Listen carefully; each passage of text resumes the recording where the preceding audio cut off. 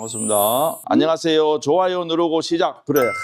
감사합니다. 그런 것도 좀 눌러주고 구독도 좀 해주고 이렇게 해야 되는데 제가 또 그런 부탁을 잘 못하는 바람에 강 PD는 제발 그런 얘기 좀 해라고 하는데 제가 이게 낯이 뜨거워서 그걸 못하고 있습니다. 어찌되었든 우리끼리 잘 하면 됩니다. 오늘은 경매 이제 끝났습니다. 이거는 제가 얘기하는 게 아니고 많은 사람들이 얘기하는 것 같아요. 경매 이제 끝났는 것 같아요. 막 경쟁도 치열하고 입찰가도 너무 높고 실제적으로 해보면 남는 게 또 없고 이런 얘기 엄청 많이 하십니다. 그런 물건도 있죠. 없다고 저는 절대 부정 안 합니다. 그런 물건도 있고 이런 것도 있는 거예요, 이게.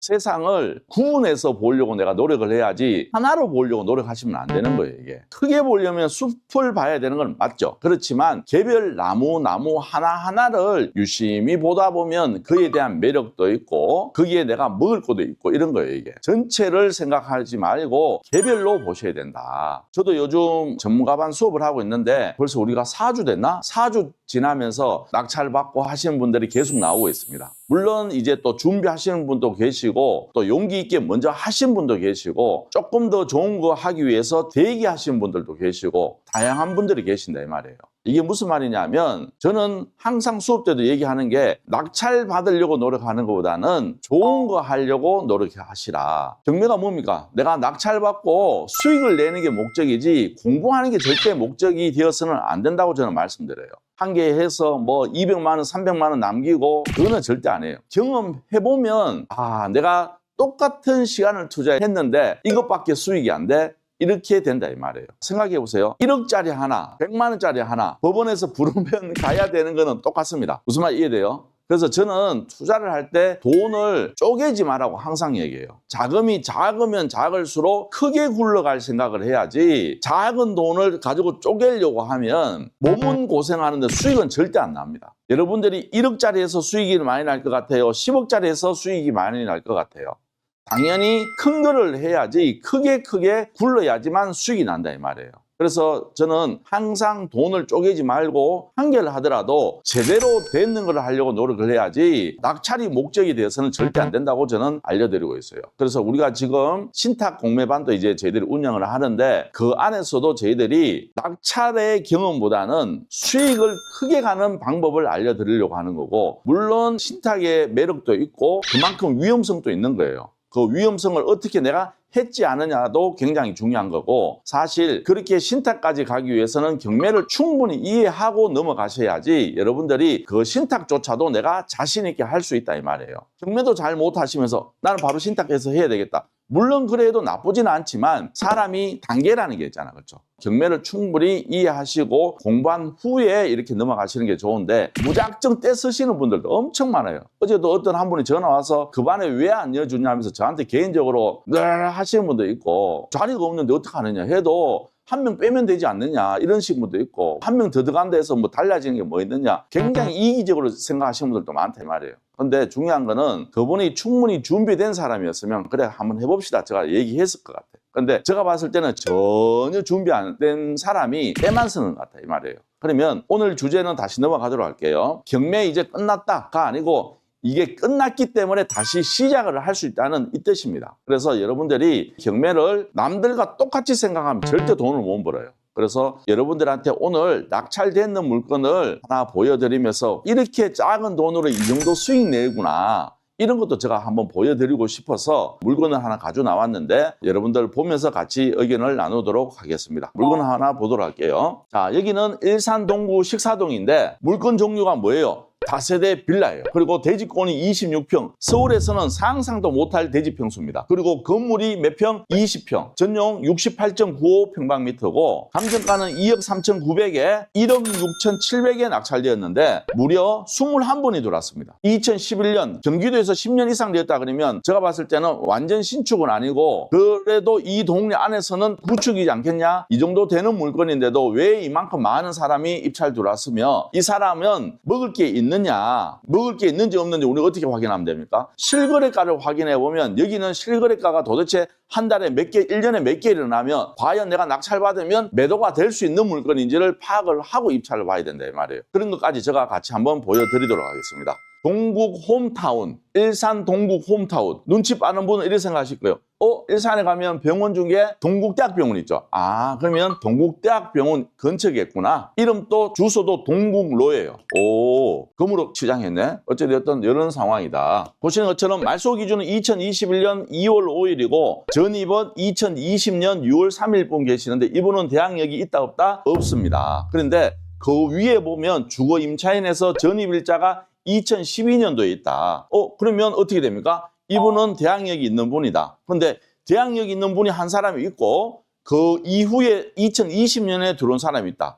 그러면 서류상으로 봤을 때는 이 사람은 뭐예요? 대학력이 있는 분이에요? 없는 분이에요? 있는 분이다. 우리는 이걸 인정해줘야 돼요? 말아야 돼요? 해줘야 되지. 그럴 때는 어떻게 하느냐? 임차관계조사에서 외국인 체류 확인서에 어거 작성했다. 임차인 내역 보면 이 주택도시보증공사에서 임차인 이 임차보증금 전액에 대해서 권리를 선고했다. 그러면 상식적으로 생각했을 때는 주택도시보증공사에서 이 땡땡씨가 이 집에 전입할 때 같은 세입자가 있으면 돈을 빌려줬을까요? 안 빌려줬을까요? 당연히 안 빌려줬겠죠. 그런 걸 봤을 때는 이분은 분명히 대항력이 없을 것이다. 이렇게 우리가 유추하면서 입찰을 보는 겁니다. 밑에는 모든 권리는 말소되는 권리고 대항력 포기 물건이니까 권리상 전혀 문제 없는 물건이다. 그러면 지도 한번 보도록 할게요.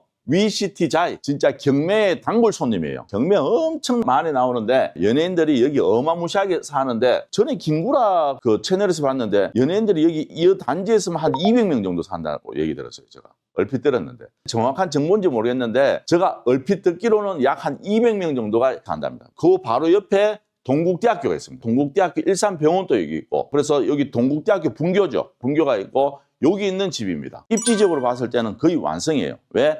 병원 있죠. 대학교 있죠. 대단지 아파트 있죠. 대단지 아파트 들어가면 좋은데 가격이 안 맞으면 때로는 병원의 종사자들, 대학교에 일하는 교직원들이 충분히 거주할 수 있는 입지라고 저는 생각합니다. 그리고 여기가 또 뭐가 좋냐면 학군이 어마무시하게 좋습니다. 그리고 여기 또 국제고등학교도 있고 그러다 보니까 여기는 수요가 지금 계속 늘어나는 지역 중에 하나고 입지적으로 봤을 때는 거의 완성된 입지다. 정말 이해되시죠? 그래서 입지적으로 봤을 때는 더 이상 두말할 게 없는 위치인 겁니다. 그런데 여기에 있는 빌라가 과연 거래가 되느냐? 이렇게 아무리 좋다 하더라도 빌라가 거래가 안 되면 내가 단기 매도하는 목적으로는 전혀 안 맞는 거예요. 재개발한다? 100% 거짓말입니다. 그러면 결론은 뭡니까? 내가 낙찰 받고 어떻게 해야 된다? 무조건 팔고 나와야 된다. 보유하는 게 아니고 뭐다? 무조건 매도해야 된다. 그러면 나는 여기서 또 뭘 해야 되느냐 하면 물음표를 던져야 되는 거야. 뭐? 매매가 되는지를 확인해 봐야 될 거 아니에요.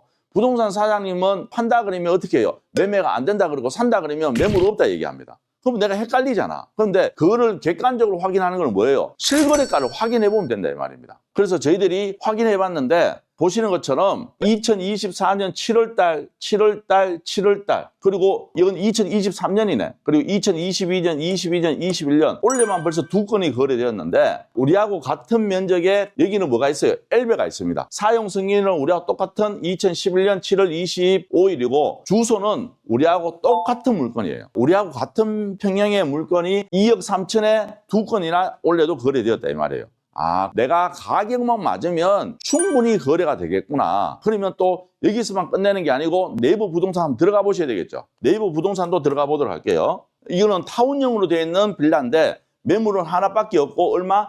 2억 3,800에 나왔습니다. 근데 얘는 4층 중에 1층이에요. 우리는 4층 중에 3층입니다. 근데 중요한 거는 엘베가 있냐 없냐는 엄청 중요하죠. 엘베가 없으면 차라리 1층이 좋을 수 있겠지만 엘베가 있을수록 높을수록 좋다 이 말입니다. 빌라는 제일 꼭대기보다는 바로 그 밑에 층이 가장 로얄층이에요. 그래서 우리는 4층 중에 3층 나름 빌라 중에 로얄층이고 엘베까지 있고 대지가 큰 걸 봤을 때는 주차는 뭐 넉넉하게 할 수 있는 물건이다. 이렇게 해서 충분히 단기 매도가 가능한 물건입니다. 실거래가에서 물건이 거래된 걸 확인했고 매물조차도 지금 하나밖에 없다. 근데 이 친구는 2억 3,800에 나왔고 2억 3천에 실거래가가 나왔는 걸 봤을 때는 약 한 2억 3천에는 충분히 거래를 할 수 있겠다. 이런 확신을 갖고 여러분들이 이제 뭘 해야 된다? 현장 임장을 가셔야 되는 거예요, 이게.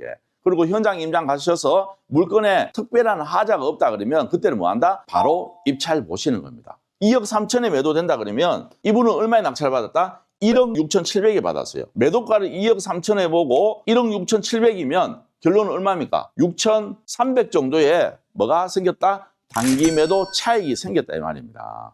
물론 여기에서 이자 나가고 대출 상환 수수료 나가고 매매 사업자로 정리한다 그러면 이것저것 다 떼더라도 제가 봤을 때는 4천 원 떨어집니다. 4천만 원은. 근데 우리가 1억 6,700에 낙찰 받으면 내 소요 자금이 얼마 정도 있으면 됩니까? 3,500이면 입찰 볼 수 있는 물건입니다. 여러분 생각해 보세요. 내 통장에 3,500이 있는 분이 그 돈을 더 열심히 모아서 5천, 1억 만들었을 때 뭔가를 하려고 하는 분과 3천만 원 정도의 돈을 갖고 있는 분이 지금 당장은 힘들지만 손품 팔고 현장 다니면서 이런 물건 찾아서 입찰을 봐서 3천만 원을 투자해서 내가 6천만 원 정도 수익을 얻는다 그러면 물론 세금 때문에 최소한 4천만 원 이상 나오겠죠. 그러면 어느 게 더 성장하는 게 빠를까? 이거를 여러분들이 고민해 보셔야 돼요. 내가 자금이 작을수록 뭐 해야 됩니까? 내가 남들보다 더 움직일 생각을 하셔야지 거기에서 주저앉으시면 안 되고 저축을 열심히 하려고 하시면 안 돼요.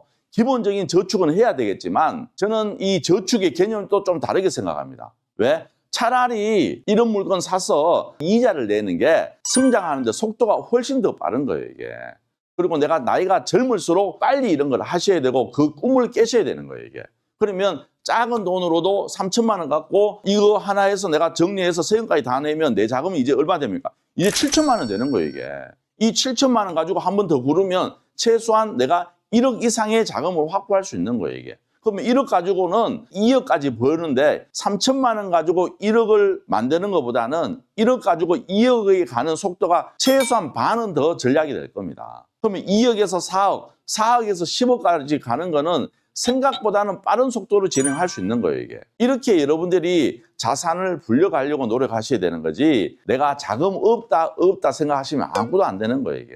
자금이 작을수록 남들보다 한 번 더 움직이고 리스크가 있을 것 같지만 이런 물건을 여러분들 잘 찾는다 그러면 충분히 수익을 만들 수 있고 앞으로 전진할 수 있는 겁니다. 뉴스에서 나오는 뭐 원밸리가 60억 거래되었니 뭐 그런 얘기는 이제 그만 보고 현실적으로 내가 할 수 있는 데 관심을 갖고 그 사람은 남의 얘기다 생각하고 그냥 길을 닫아버렸어요. 내 앞길만 똑바로 가시다 보면 언젠가는 원밸리 내가 들어갈 수도 있고 원밸리 그 집 한 사람 어딜 갔겠어요? 당연히 압구정 현대로 갔겠죠. 압구정 현대도 내가 멀지 않은 시간에 갈 수 있다는 목표를 갖고 살으셔야 돼요. 그래서 여러분들이 오늘 만약에 시간이 된다 그러면 압구정 현대 아파트를 한 바퀴 돌아보고 오세요. 그래서 앞으로 10년 안의 계획은 나는 이 집에 무조건 입성한다. 이런 마음의 계획과 목표가 명확하게 갖고 있어야지만 내 몸이 움직여지지 않을까. 저는 그렇게 생각을 합니다. 압구정 현대 돌고 왔네요. 캑캑. 그렇죠. 이렇게 목표하는 게 있다 그러면 내가 원하는 거를 하다못해 압구정 현대 근처 가서 내가 지방에 계시고 멀리 살아서 못 가신다 하면 인터넷에 가면 사진이 얼마나 많습니까? 사진이라도 하나 찍어놓고 책상 앞에 딱 붙여놓으세요. TV 이제 드라마 그만 보시고 텔레비를 없애버리고 거기다가 큰 사진 액자를 하나 붙여놓고 내가 10년 안에는 여기 이사 간다. 이런 마음으로 하셔야 된다니까. 그렇게 해야지 내가 다운되고 이럴 때 그 사진을 보면서 다시 마음을 되잡을 수도 있고 화이팅 할 수 있다 이 말입니다. 그래요. 즐거운 마음과 넉넉한 마음 되시길 기원하겠습니다. 지금까지 더 낙찰 옥션의 김멘토였습니다. 감사합니다.